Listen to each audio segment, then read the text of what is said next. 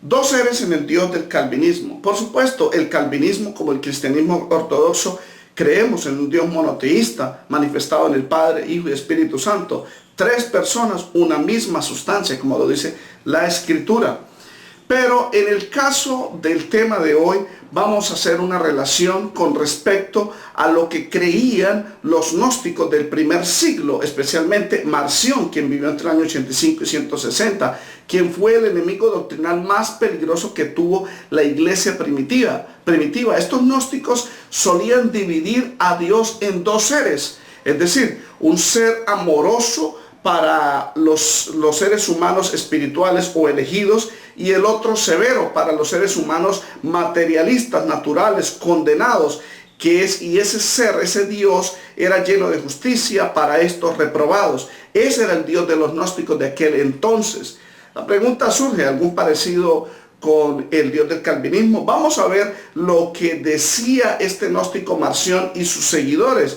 Ireneo, que fue un teólogo, discípulo de Policarpo, que Policarpo fue discípulo del apóstol Juan, escribió Ireneo en el año 180 después de Cristo un libro llamado Contra las herejías. En el libro 3, en el capítulo 25 del párrafo 2 y 3, dice: ellos, los seguidores de Marción, han dicho que uno de esos seres, de ese Dios dividido en dos seres, un ser juzga y el otro ser salva. En su ignorancia, estos gnósticos están privados de la comprensión y la justicia. Porque si el que juzga no es también bueno, ¿qué puede dar a los que debe recompensar y reprobar a quien se debe? Este que juzga no parecerá ser un Dios justo y sabio. Por otro lado, dice Ireneo acerca de los que seguían a Marción: el que es bueno, ese ser que es bueno, si él es más que bueno y no un fiscal de quienes le es enviada la bondad, él estaría más allá del límite de la justicia y la bondad, y pareciera que le faltara poder en su bondad, no para salvar a todos los hombres, sino su labor de la bondad no está unida con el juicio. Por lo cual, Marción, quien toma sobre sí mismo dividir a Dios en dos seres y llama a uno bueno y al otro apto para juzgar, haciendo que los dos seres anulen la divinidad, porque el que juzga, si él no es también bueno, no es Dios, porque no es Dios en quien la bondad le hace falta. Por otra parte, si él es demasiado bueno, sin justicia, no está apto para juzgar, entonces lo que seguirá de él como del otro ser es que su divinidad ha sido quitada de él.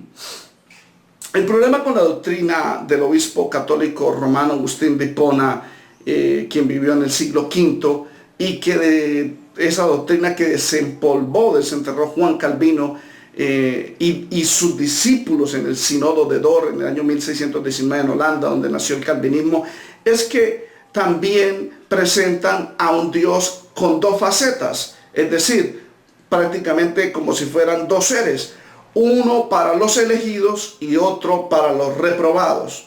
Un ser bueno para los supuestos elegidos, que a ellos y solo para ellos es el amor de ese Dios, el sacrificio de Cristo, el evangelio, la fe, el arrepentimiento, la regeneración, la salvación, etcétera. Todo es dado para los elegidos. ¿Y por qué? Porque ese Dios decretó para la manifestación de su propia gloria que algunos hombres y ángeles fueran predestinados a vida eterna.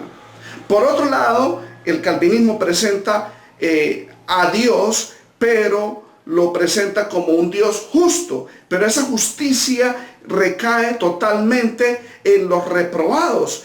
Y estos reprobados nacen porque ese Dios justo planeó su existencia para destinarlos a que pecaran en Adán y nacieran condenados, y estos nunca tuvieran la oportunidad de creer ni de arrepentirse y ser salvos, sino por lo contrario, ese Dios de justicia, por el sabio y santo consejo de su voluntad, ordenó libre e inalterablemente que estos reprobados, que son la mayoría porque muchos son los llamados o reprobados, pero pocos son los escogidos, ese supuesto Dios los destinó a endurecerlos como a Faraón para que fuesen sus vasos de ira, donde ese Dios puede revelar su justicia.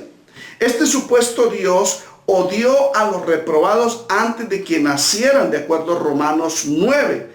Y ellos citan Romanos 9, que a Esaú odió y a Jacob amó torcidamente, sabiendo que ese pasaje de la Escritura se refiere a la elección entre dos naciones, de acuerdo a Génesis. Uno para servicio, uno para que fuera el servido y el otro el servidor. En este caso, el mayor, Esaú, iba a servir al menor. Pero ellos, el calvinismo, presenta a este Dios como quien odió a los reprobados, y toman esa referencia bíblica de Romanos 9 para soportar esa creencia. Y estos reprobados están preordenados a muerte eterna, designados particular e inalterablemente a este destino. Y su número es tan cierto y definido que ni se puede aumentar ni disminuir.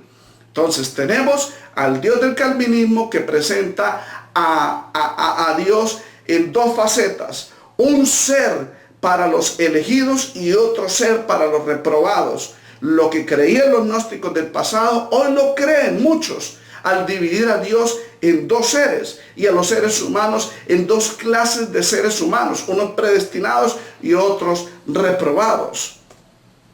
Si esto no es así, como algún calvinista pregunta y dirá, no es así, protestando, entonces yo hago estas preguntas. Si el Dios del calvinismo, hago estas preguntas, el Dios que se presenta en el calvinismo le ofrece a los reprobados el mismo trato que le da incondicionalmente a los supuestos elegidos. Le hago esa pregunta. ¿El Dios del calvinismo le ofrece a los reprobados, a los supuestos reprobados, el mismo trato que le da incondicionalmente a los supuestos elegidos? Si no, entonces está dividido en dos seres.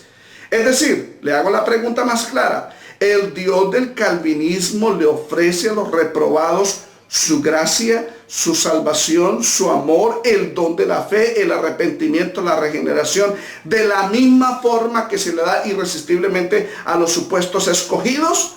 Si no es así, entonces el calvinismo en su doctrina presenta a un Dios dividido en dos seres. Un ser que aplica justicia para los reprobados, que planeó crearlos, que vinieran a la existencia para que fuesen sus vasos de ira y así manifestar su justicia. Y otro ser que es demasiado bueno y amoroso y planeó crear otros seres humanos para que fuesen los vasos en los cuales iba a depositar su gracia, la salvación, el sacrificio de Cristo, la fe, la regeneración, el arrepentimiento, en fin, todo lo bueno y amoroso de Dios, y lo ofrece incondicionalmente a estos elegidos. Prácticamente es la misma herejía de Marción, donde presentaba a un Dios en dos seres: uno bueno para los seres espirituales o elegidos, y otro justo que aplica la justicia para los seres materiales o condenados. Precisamente ese fue el pensamiento del obispo católico romano Agustín de Hipona y su discípulo incondicional Juan Calvino. Ellos dos presentaban a dos tipos de seres, los cuales recibían de Dios dos tratos diferentes. O sea, un Dios dividido en dos seres: uno para los elegidos y otro para los reprobados. En el libro On the Soul and Its Origin, en el capítulo 16, Agustín escribió: el Dios los ha ordenado a los elegidos para ser regenerados antes de que ellos mueran físicamente, a quienes predestinó para vida eterna como el dador más misericordioso de gracia. A aquellos, por otro lado, la otra parte de la cara de la moneda, o la otra faceta de ese Dios, que sería otro ser, a aquellos a quienes Él ha predestinado a muerte eterna. Sin embargo, Él es también el más recto adjudicador de castigo, es decir, de justicia. Lo mismo que presentaba Marción: uno bueno y uno apto para juzgar, igualito.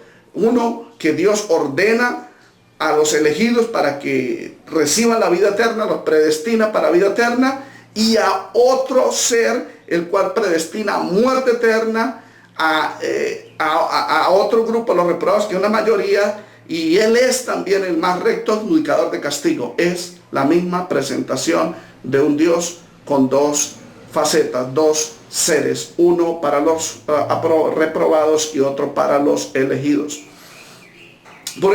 Porque Agustín de Hipona creía en la secta dualista de los maniqueos, y Agustín de Hipona creó esa doctrina, la introdujo dentro de la iglesia, que fue rechazada como una herejía, la iglesia católica romana, por supuesto.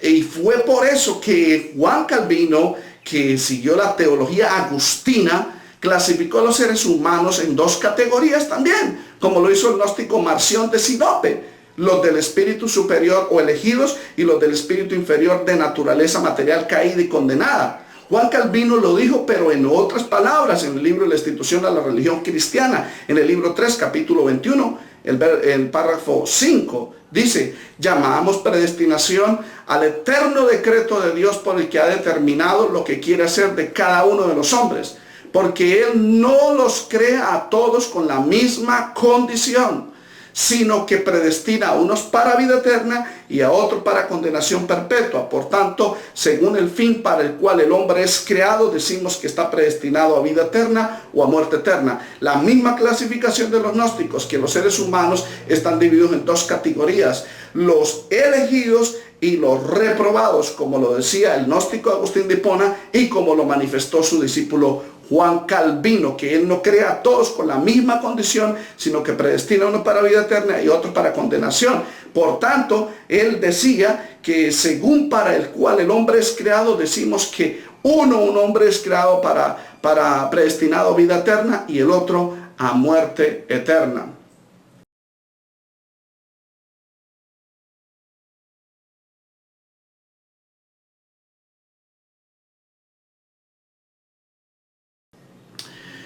Pero el Dios de amor de la Biblia, y que también es fuego consumidor, crea a todos los seres humanos en la misma condición, y Él no hace acepción de personas.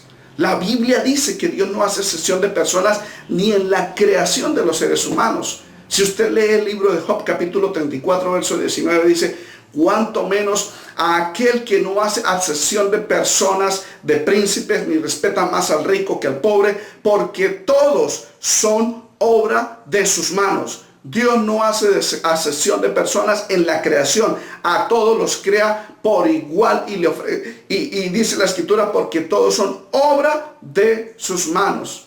Tampoco Dios hace acepción de personas en la salvación de ellos, porque todos han pecado, todos han sido destituidos de la gloria de Dios. Pero en la salvación de ellos Dios no hace acepción de personas. Por eso la Biblia dice que Dios es el salvador de todos los hombres, mayormente de los que creen. Lo dice 1 Timoteo capítulo 4, verso. También dice la escritura que Cristo es la propiciación por nuestros pecados, y no solamente por los nuestros, sino también por los del resto del mundo, porque de tal manera amó Dios al mundo que dio a su Hijo unigénito, para que todo aquel que le crea no se pierda, mas tenga vida eterna. Alguien dice: no, mundo no se refiere a todos, el mundo se refiere a elegidos. No, mi hermano ni mi amigo, el mundo en el Evangelio de Juan se refiere más al mundo pecador. La Biblia lo dice: el mundo os aborrecerá, el mundo no le recibió a él, Juan 1:10. Y la Biblia dice: el mundo se iba tras de él, dice en Juan 12. Entonces ahí no se refiere a elegidos. En el caso de Juan 3:16 se refiere a la humanidad, porque es una visión de Dios hacia el hombre. Recuerde que Jesucristo, diciéndole a Nicodemo que Dios amó a la humanidad, y el contexto lo dice, que como la serpiente fue levantada en el desierto en el tiempo de Moisés, así también el Hijo del Hombre será levantado, para que todo aquel que él crea no se pierda, mas tenga vida eterna. La serpiente fue levantada a fin de que los que estaban mordidos por la serpiente y tenían el veneno miraran, y los que creyeran al ver eran sanados de ese veneno y no morían. De la misma forma Cristo fue levantado, pero no para los elegidos, sino para todos, así como la serpiente fue levantada en el desierto para todos. para que todo aquel que en él crea no se pierda. ¿Y por qué todo aquel que en él crea no se pierda? Y la explicación lo dice en el verso 16. ¿Por qué? Porque de tal manera amó Dios al mundo que dio a su Hijo unigénito. Dios no hace acepción de personas ni en la salvación, y por eso el Evangelio es enviado a toda criatura. Si el Evangelio fuera enviado solamente a los elegidos, y ellos son los únicos que lo pueden recibir, entonces Dios está engañando a toda criatura, a los reprobados, porque el Evangelio es enviado a toda criatura. Y por eso Pedro, cuando fue a la casa de este gentil, Cornelio, dice la escritura en Hechos 10:34, entonces Pedro, abriendo la boca, dijo: en verdad comprendo que Dios no hace acepción de personas en la salvación, ni tanto judíos, ni gentiles, ni bárbaros, ni griegos. Dios no hace acepción de personas, ni siquiera en el juicio de los seres humanos, de los que le rechazan. Primera de Pedro 1:17 dice: y si invocáis por Padre aquel que sin excepción de personas juzga según la obra de cada uno. El Dios de la Biblia ofrece a todos su salvación, inclusive a los que se pierden. Dios les ofreció el sacrificio de Cristo a los falsos maestros, que dice en 2 de Pedro capítulo 2 verso 1, habrá entre vosotros falsos maestros que introducirán encubiertamente herejías destructoras y negarán al Señor que los rescató. Esa palabra rescató en griego es agorazo, que significa comprar. Primera de Corintios 6:20 dice que por precio fuiste comprado. ¿Cuál precio fuiste comprado? Agorazo, la misma palabra griega que está en 2 de Pedro 2:1.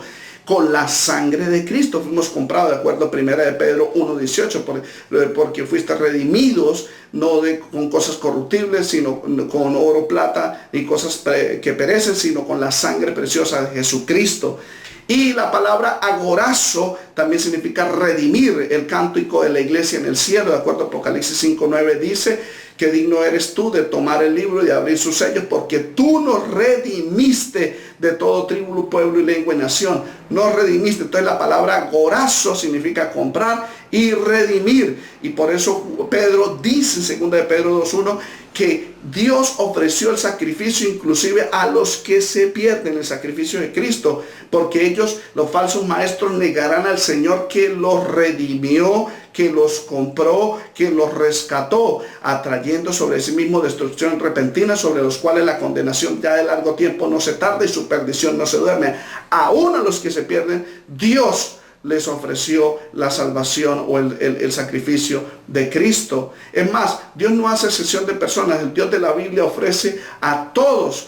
Inclusive, Dios le ofrece a los que se pierden su amor, porque Dios los amó. Alguien dice: no, Dios no los amó. Segunda de Tesalonicenses 2, del 10 al 12, dice que los que se pierden porque Dios les ofreció ese amor, pero ellos, dice, porque no recibieron el amor de la verdad para ser salvos. ¿Quién le dio ese amor de la verdad? Pues Dios, porque toda buena dádiva y todo un perfecto descienden de lo alto. Pero los que se pierden no recibieron el amor de la verdad para ser salvos. Y los que se pierden por no haber recibido el amor de la verdad para ser salvos, por causa de esto Dios les envió un poder engañoso para que crean la mentira, para que sean condenados todos los que no creyeron a la verdad, es decir, en el Salvador Jesucristo. Antes se complacieron en la injusticia y no en el Señor.